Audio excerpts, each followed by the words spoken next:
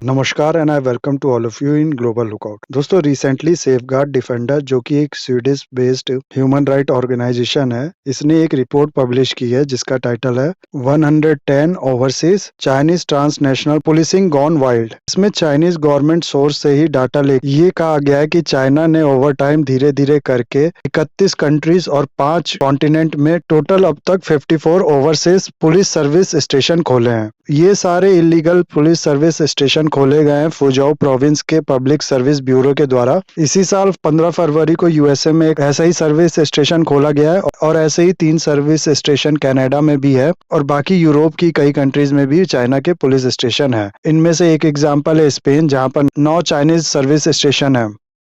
अब सवाल यहाँ पर ये उठता है कि क्यों ये बाकी कंट्रीज चाइना को अलाउ कर रही हैं कि वो अपना पुलिस स्टेशन खोले उनकी कंट्रीज में, और इसके पीछे चाइना का जो मेन ऑब्जेक्टिव है वो क्या है। कई लोग कह रहे हैं कि इसके पीछे चाइना अपने कवर्ट ऑपरेशन करता है। तो ये पूरा इशू है क्या, प्लस और भी इससे रिलेटेड चीजों के बारे में आपको जानने को मिलेगा इस वीडियो में। बस एंड तक बने रहना और वीडियो अच्छा लगे तो लाइक, कमेंट, शेयर, सब्सक्राइब जरूर करना।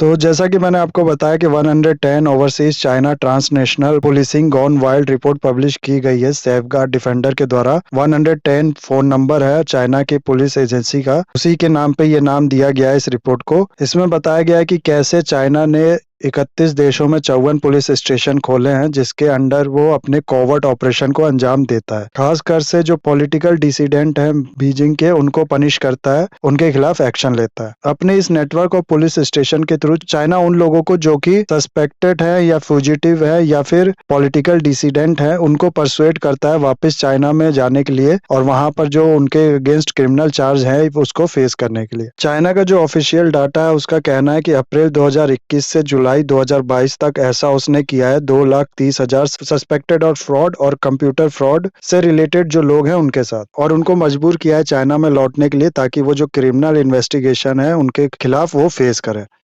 प्लस इस रिपोर्ट में एक ऑपरेशन का मेंशन है जिसका नाम है फॉक्स हंट, जिसके अंदर 10,000 हाई वैल्यूड पीपल को 120 कंट्री से वापस भेजा गया है इंडिया में एंड ऑफ 2021 तक। ऐसा करने के लिए चाइना 3 मेथड का यूज करता है।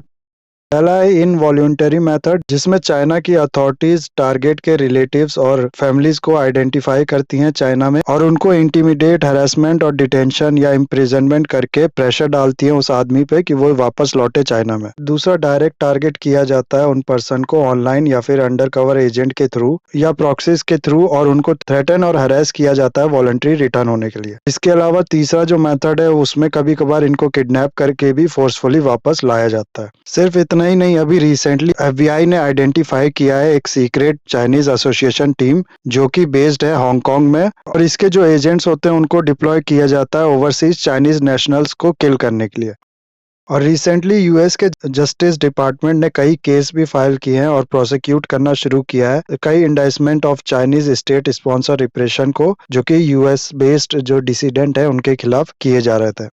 चाइना कहता है कि ये जो सेंटर्स हैं ये हम लोग ने खोला है बेसिक सर्विस प्रोवाइड करने के लिए, और जो फ्रॉड्स होते हैं या फिर कंप्यूटर से रिलेटेड ऑनलाइन फ्रॉड्स होते हैं उनको प्रिवेंट करने के लिए और हमारे सिटीजन्स को इस चीज में इन्वॉल्व होने से रोकने के लिए। इसके अलावा चाइना कहता है कि ये जो सर्विस हम लोग यहाँ से प्रोवाइड करते हैं, जैसे कि लाइसेंस का रिन्यू करना या फिर लाइसेंस बनवाना और भी इस तरीके की जो सर्विस है, ये ऑलरेडी आज तक प्रोवाइड की जाती थी जो ट्रेडिशनल एम्बेसीज होती हैं उनके द्वारा। लेकिन क्योंकि हर जगह पे एम्बेसी खोली नहीं जा सकती, इसलिए हम लोग ये सर्विस और आसानी से लोगों को देने के लिए इस तरह के सर्विस सेंटर खोल रहे हैं। ये जो सर्विस है बेसिक नीड्स है चाइनीज सिटीजन्स की, इसलिए इनको प्रोवाइड करना चाइना की ड्यूटी है।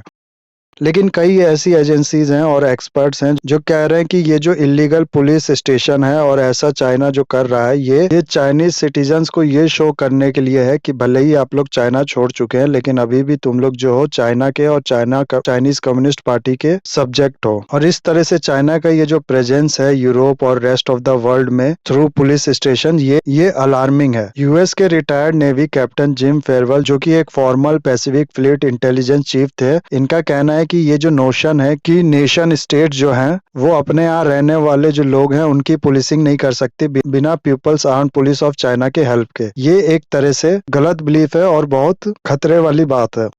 साथ ही साथ ये अटैच है उन नेशन की सोवरेनिटी से और एक रिमाइंडर की तरह है कि चाइनीज कम्युनिस्ट पार्टी उनका जो ग्लोबल डोमिनेंस का पाथ है उसकी ओर बढ़ रही है। तो एक सवाल जो कि मैंने आपको कहा था इंट्रोडक्शन में कि ये जो बाकी कंट्रीज हैं आखिर चाइना को अलाउ क्यों कर रही हैं उनके यहाँ ये जो सर्विस स्टेशन या फिर पुलिस स्टेशन है इसको खोलने के लिए। और आई थिंक इसका जवाब भी आपको ऑलरेडी मिल ही गया होगा। चाइना जो है वो कहता है कि ये हम लोग बेसिक सर्विस प्रोवाइड करने के लिए खोल रहे हैं। वो इसको पुलिस स्टेशन नहीं कहता, सर्विस स्टेशन कहता है। इस चीज से जो कंट्रीज है उनको कोई खतरा नहीं था, उनको लगता था, इसलिए उनने ऐसा अलाउ किया। लेकिन अब क्योंकि धीरे धीरे ये जो न्यूज है ये आने लगी है कि चाइना इन सर्विस स्टेशन का यूज कर रहा है वहाँ जो डायस्पोरा है चाइना का उनके माइंड को कंट्रोल करने के लिए और उनको कंट्रोल करने के लिए और जो पॉलिटिकल डिसिडेंट्स है उनको खत्म करने के लिए या उनको रोकने के लिए। तो अब हो सकता है कि ये कंट्रीज भी इन सर्विस स्टेशन के खिलाफ एक्शन ले और इनको धीरे धीरे रोके, क्योंकि इसके थ्रू चाइना के जो कुछ एक्शंस है वो काफी सवाल उठाते हैं ह्यूमन राइट वायलेशन पे। चाइना क्या करता है कि ये जो सस्पेक्ट्स होते हैं इनके बच्चों को कहता है कि आपके बच्चे को हम लोग राइट टू एजुकेशन नहीं देंगे और उनके साथ उनके फैमिली को भी टॉर्चर और हैरेस किया जाता है। और ऐसे ही काफी अनएक्सपेक्टेड स्टेप्स जो कि किसी स्टेट से एक्सपेक्ट नहीं किया जा सकता है वो लेता है चाइना।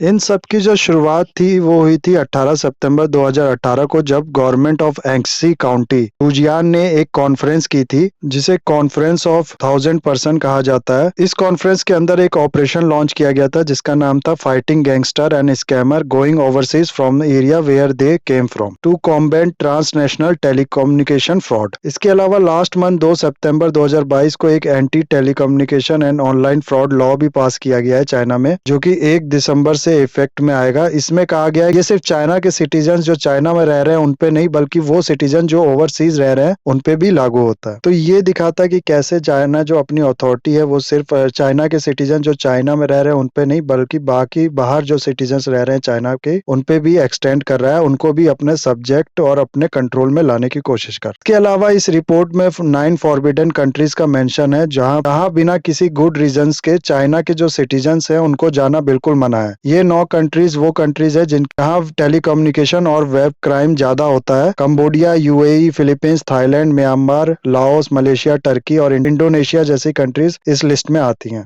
तो ये था पूरा गाइस डेवलपमेंट, मैंने पूरी स्टोरी आपको इसमें कवर कर दी। अभी जैसे जैसे इसके बारे में और पता चलेगा मैं बताऊंगा आपको। अभी इसके खिलाफ केस चलेगा तो और चीजें निकल के सामने आएंगी लेकिन अभी तक इसके बारे में इतना ही मेरे को पता लगा है। आई होप वीडियो आपको अच्छा लगा होगा। इसे लाइक, कमेंट, शेयर, सब्सक्राइब जरूर कीजिएगा। That's all, have a nice day, take care.